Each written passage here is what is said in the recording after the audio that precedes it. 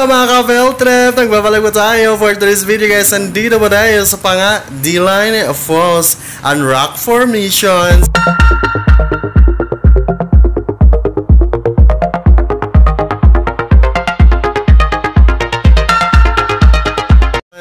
Dito po yan sa Columbio, Sultan Kudarat. Charang!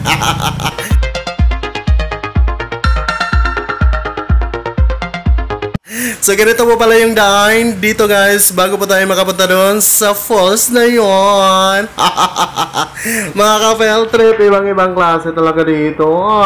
First time po namin pumunta dito guys, and of course hindi po namin inakalang ganito yung, oh my god, madaanan namin.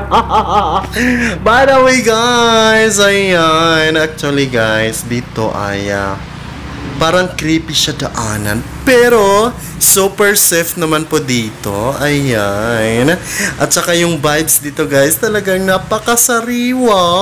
Char! Ayan, so tara, ito na po yung kanilang mga presyo dito.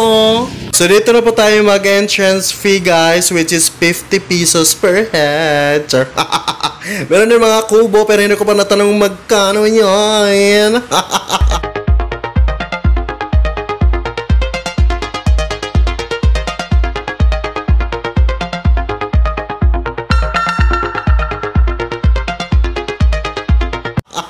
At it is the amazing falls guys. It is because nakapagdagdag dito yung tanawin ng rock formation. Char.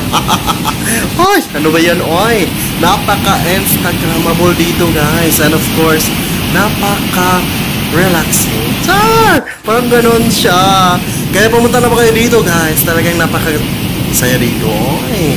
At saka hindi po kami nakaligo this time, pero pag kayo pumunta dito, talagang maliligo kayo. Huwag nyo pong bitinin ang paggala nyo dito bando guys, kasi super parang nasa labas ng bansa ka guys yung ma-experience mo dito bando.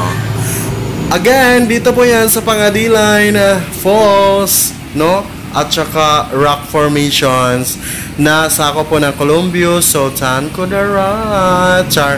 Ask local guys para po kayo ay makapunta po dito ng matiwasay at safe trip. Char. Bye bye! See you again!